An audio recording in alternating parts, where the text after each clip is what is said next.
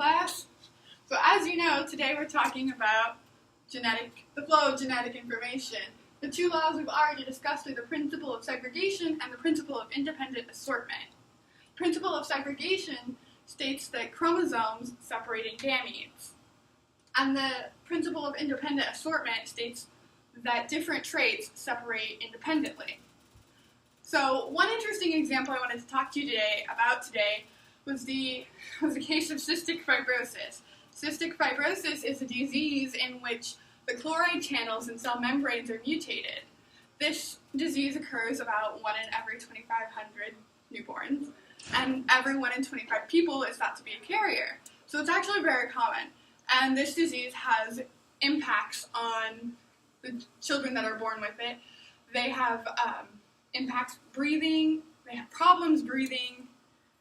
I just want to demonstrate for you guys what happens when one person with cystic fibrosis mates with somebody who doesn't have cystic fibrosis. So we'll draw our Punnett squares.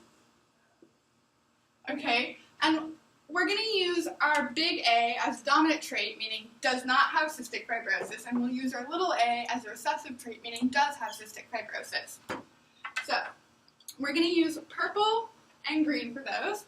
So we have over here somebody who does not have cystic fibrosis and is not a carrier. And then over here we'll have somebody who does have cystic fibrosis. So, like previously discussed, you'll carry over each of the traits.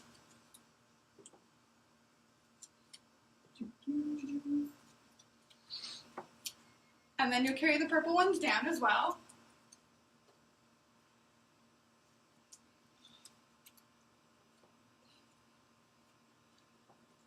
And you'll see what you end up with is a 100% rate of heterozygotes. Heterozygotes have the big A, little a phenotype or genotype, meaning that they're all carriers. They all have the little a, so they can all pass the little a onto their children, but they all also have a big A, meaning that they do not have cystic fibrosis. Teacher, what if you cross two carriers? What happens? Well, Amelia, why don't you come up here and we can do that. So now go ahead and do the cross. Pull the green down, pull the purple down, and pull these over. Now, if we look here, we can see that 1 in every 4 Does not have. Offspring. 1 in every 4 offspring is homozygous dominant, meaning that they're not a carrier and they don't have cystic fibrosis. But 1 in every 4 will have cystic fibrosis because they're homozygous recessive, and 2 out of every 4 will be carriers. Does that answer your question, Amelia? Yeah. Thank you. Okay. So what happens if you cross two traits in one time? Let's talk about that. That's actually what we call a dihybrid cross. So you can see up here, there's 2 traits here, big A, big B, little b, big A, little a. So each of those is heterozygous at their alleles. So this is a much bigger cross, but it follows the same principles. So here, let's draw our big Punnett square, and then 4 down.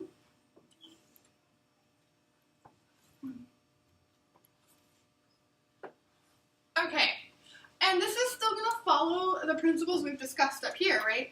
So each of these is going to separate. So big A, little a, let's talk about that. How is this going to separate into gametes? So the A's and the B's will separate independently is the idea.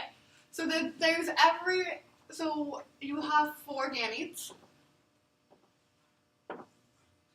and you could have, depending on the mere chance, you could have big A, big B, or you could have little a, little b, or you could have big A and little b, or you could have little a and big B. So each of these is a gamete. So why don't you come up here and write the gametes on the board, as we did over here. Okay. So would it be big A, little a? No, actually, the gametes are going to be up here. So they're going to be, let's do... Big A, little a? No, each gamete goes in one Big A, one big B. square. There we Okay, go. I see. Do you get it? Mm-hmm. Okay. We ended up with, All capitals. right, so we ended up with A, Dominant. All A, dominant B. recessives. So that's a homozygous dominant, right? Right. Mm-hmm. So how many of those are there? 1. There's 1. Okay. And what other phenotypes did we end up with? What about this one? So let's cross that off. We counted that. Dominant A, dominant B. So this one? Yeah. Okay, let's cross that off. Okay, students. So now we have our Punnett square filled in.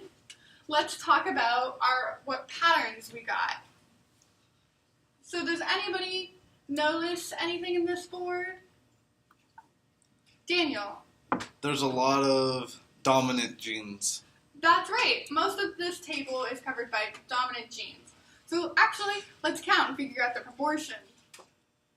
We have, as you can see, a 9:3 to 3:1 ratio. You can think about a dog. Maybe the dog has long fur or short fur. So the long fur can be the big A and the short fur can be the big little a. And maybe the dog is going to be black or maybe it's going to be white. So here you can say if you crossed two dogs that are heterozygous for being short or long and heterozygous for being black or white. So what do you think would happen if you did that cross? If you crossed two dogs that were heterozygous at each trait. You would get the dominant traits. Right, they would, most of them would be in there. Yes, most of them would express the dominant alleles at both loci, meaning that they would have long hair and be black, right? Right. Today, by asking your own questions and working them out using the tools we discussed in class, and using tools you can come up with on your own like this, you can ask your own questions independently and independently seek out knowledge and become better students and better learners.